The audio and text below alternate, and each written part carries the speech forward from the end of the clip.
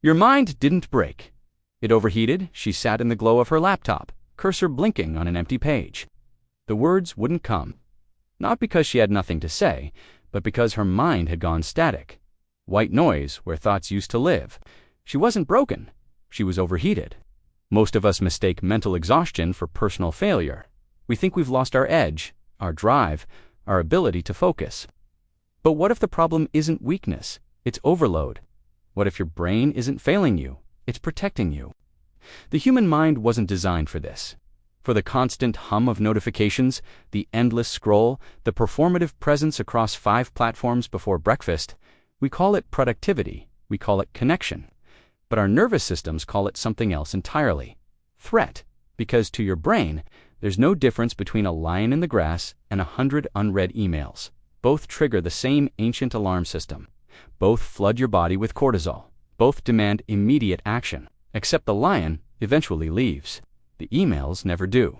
She used to think she was just tired, that one good night of sleep would fix everything. But she'd wake up exhausted, reaching for her phone before her eyes fully opened, checking, scrolling, already behind before the day began. When was the last time you woke up without immediately needing to know what you missed? Neuroscientists have a term for what happens when your brain runs too hot for too long. Allostatic load. It's the cumulative burden of chronic stress. The wear and tear on your body and mind from never fully powering down. Your nervous system gets stuck in overdrive, unable to return to baseline. You're always on, always alert, always just barely keeping up. And here's what we don't talk about. The mind in overdrive doesn't feel anxious. It feels normal. You forget what calm actually feels like. She remembered a version of herself that could sit with a book for hours, that could have a conversation without mentally drafting responses, that could finish a thought before 3 others interrupted it. Where did that person go? Nowhere. She was just buried under cognitive debt. Think of your attention like a battery. Every decision, every notification, every tab open in your browser, they all draw power. Neuroscience research shows that our brains consume roughly 20% of our body's energy, despite being only 2% of our body weight. When you're context switching between tasks every few minutes, responding to pings, processing information from multiple streams simultaneously, you're not multitasking, you're power draining. And unlike your phone, you can't see the percentage dropping until you're already in the red. She tried everything. Meditation apps that sent her reminders to be present. Productivity systems that made her more aware of how much she wasn't getting done. Digital detoxes that lasted until the first moment of boredom or uncertainty. The problem wasn't the tools. The problem was she was trying to optimize a system that needed to shut down. There's a concept in thermodynamics called heat dissipation, the process by which a system releases excess energy to avoid damage. Computers have cooling fans, cars have radiators, but what about minds? We have sleep, yes, but also stillness, boredom, unstimulated time, the mental equivalent of leaving the laptop closed for a while. She started small. One morning, she didn't reach for her phone. She just lay there, staring at the ceiling, feeling the weight of her body on the mattress. It was uncomfortable. Her mind immediately began generating tasks, worries, things she should be doing. She stayed anyway. Could you? Because here's what nobody tells you about mental overheating. The solution feels like giving up. It feels irresponsible. It feels like you're falling behind while everyone else surges ahead.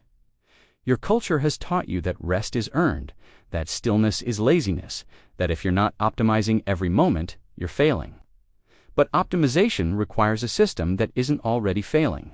Research from Microsoft's Human Factors Lab found that after just 20 minutes of continuous focus work, cognitive performance begins to decline.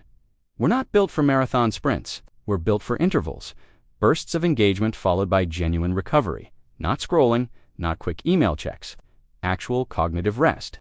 She started noticing the heat signatures of her life, the conversations that left her drained, the apps that pulled her in but gave nothing back, the commitments she'd said yes to because no felt impossible. One by one, she began turning things off. Not forever, not as a statement, just to see what happened when she stopped feeding the fire. The first thing she noticed was the quiet. Not peaceful quiet, uncomfortable quiet. The kind that makes you aware of yourself, your thoughts, your breathing, the subtle hum of anxiety that's always been there, but got lost in the noise. She almost turned everything back on. What stopped you the last time you tried? Because there's a withdrawal period when you step back from chronic stimulation. Your dopamine system, trained on infinite scroll and constant novelty, doesn't know what to do with unstructured time. You feel restless, irritable, like something's missing. Something is missing, the distraction. And underneath it, you find what you've been running from. Sometimes it's grief. Sometimes it's uncertainty. Sometimes it's just the overwhelming ordinariness of being alive, unwitnessed and unperformed. She sat with it, the boredom, the twitchy urge to check, scroll, engage. She watched it the way you'd watch weather passing through, not trying to stop it, just noticing it was there. And slowly, something else emerged. Clarity isn't what most people think. It's not a lightning bolt of insight or a perfectly articulated thought. It's more like ... space, room between impulses. The ability to have a feeling without immediately needing to act on it. She could sit at her desk without the weight of 1,000 invisible threads pulling her in different directions. She could have a conversation without half her mind already composing the next message. She could finish a task and just ... be done. When was the last time you felt done? Cognitive scientists describe this state as attentional recovery, the restoration of your brain's executive function after periods of depletion. Your prefrontal cortex, responsible for decision-making and emotional regulation, literally needs downtime to metabolize the stress hormones and reset its neural pathways. You can't think your way into clarity. You have to stop thinking long enough for clarity to find you. She started creating what she called cool zones, pockets of time with no input, no output, no purpose.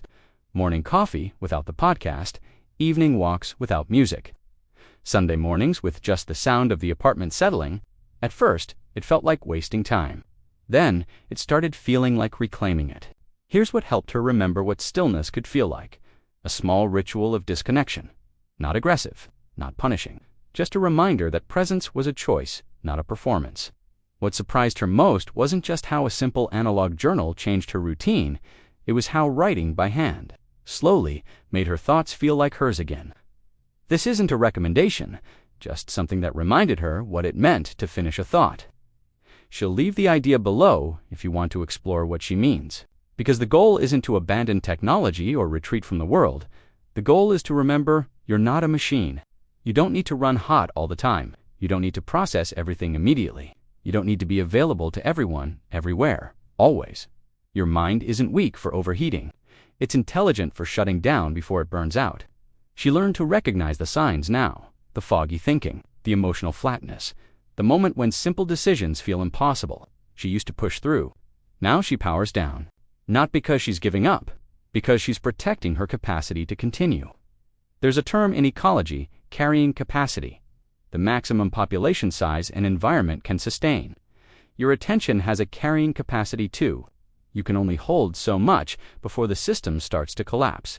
And here's the paradox. The more you try to expand your capacity through systems and hacks and optimization, the less capacity you actually have, because the management itself becomes another load. What if the answer wasn't doing more efficiently, but doing less completely? She deleted the apps that were stealing from her, not with judgment, but with clarity. She stopped treating her attention like an infinite resource and started treating it like what it is, the most valuable, non-renewable thing she owns. Time became different, not because she had more of it, but because she was actually present for it. Minutes stopped blurring into hours. Days stopped disappearing into weeks. She could remember what she did yesterday because she was actually there when it happened. Have you been present for your own life lately? The transformation wasn't dramatic. No before and after montage. Just a slow, almost imperceptible shift from existing in reactive mode to living in responsive mode. She could feel the difference between urgency and importance, between someone else's emergency and her own priorities. Her mind, given space to cool, started working again. Not louder, not faster, but clearer. Ideas came easier. Decisions felt lighter. Creativity returned, not because she was trying harder, but because she'd stopped trying so hard. Neuroplasticity research shows that your brain is constantly rewiring itself based on your behaviors. Every time you choose distraction, you strengthen distraction pathways. Every time you choose presence, you strengthen presence pathways. You're not stuck with the mind you have. You're creating the mind you'll have, one choice at a time. She still uses technology, still stays connected, still shows up in the world. But now she knows the difference between connection and consumption, between being available and being exploited, between genuine engagement and performative presence. And when she feels the heat rising again, the static, the fog, the sense that she's running on empty, she doesn't panic anymore. She doesn't question her worth or her ability. She just asks a simpler question. When did I last let my mind rest? Because burnout isn't a personal failure. It's a design flaw in a culture that treats humans like machines and then wonders why they keep breaking down. Your mind didn't break, it overheated. And the cooling system is still there waiting. It's called presence. It's called boundaries. It's called the revolutionary act of doing nothing when everything demands something. When she unlocked her phone now, it wasn't the screen that felt different. It was her relationship to it. The glow didn't hypnotize her anymore. The notifications didn't own her. The infinite scroll had an endpoint, and that endpoint was her choosing to stop. She'd found something most people spend their whole lives searching for, the off switch. Not to escape life, to actually live it. Tell us what moment hit you the hardest, and where in the world you're watching from. See you in the next reflection.